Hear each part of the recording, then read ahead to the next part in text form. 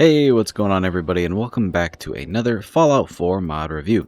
And as you can see in front of you, we are checking out Tuesday's Hammer of Mass Destruction by Tuesday.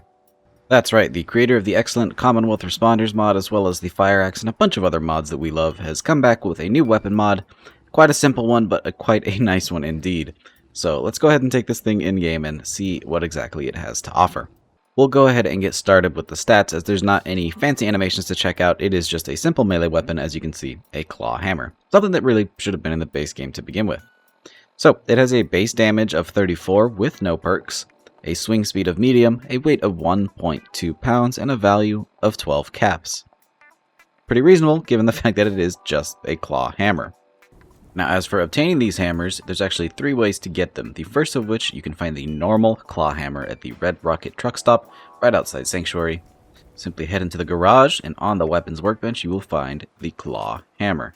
You can also obtain a legendary variant called Prill's Ban Hammer. To get this one, you're going to need to head a little bit east of the Museum of Freedom, right around here, and you'll find a little outhouse, and right outside you can see Prill's Ban Hammer. And the last variant you're going to find is Blue Justice. It's going to be just south of Quincy Quarries and west of Wilson Automatoys Factory.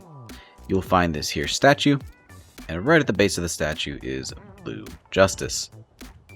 Now, taking a look at those 2 legendary variants, we get to see some really unique effects. For the Prill's Ban Hammer, we have it wrapped in tape and prune juice. The Prill's Ban Hammer has a chance to cripple the enemy, so that's really cool, and this effect is attached to the pink tape attachment, so that's very important not to remove that so you can keep your crippling effect. Then the Blue Justice, which is equipped with the Holy Blue Tape, says, "Witness the power of the Blue Tape God. Disintegrates your foes into a pile of blue ash," and it has a very high damage of 59.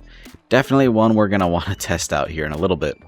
When it comes to attachments, there isn't a whole lot going on. The only real thing that you can do is change the color of the tape, which will in turn increase your damage. So no tape is 34, red tape is 37, and blue tape is 40.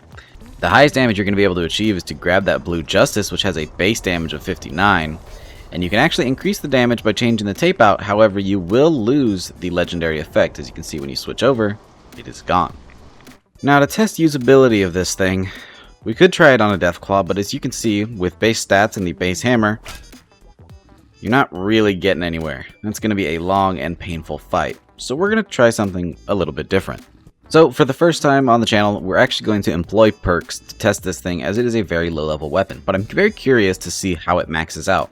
So here we have the Blue Justice legendary variant with max big leagues, and let's see how the damage performs. That is much more reasonable for a combat scenario. And like Blue Justice implied, they do explode into a pile of blue ash. Pretty interesting. And there's not a whole lot more going on in this mod, but it is a pretty cool one. The one thing I'm looking for that's kind of lacking is the leveled list integration. I would love to see this hammer spawning on raiders, as it is just a pretty generic tool that should be out there in the Commonwealth pretty often. You should see raiders running around with this thing all the time, and it would just add a little bit of character to the melee weapons list.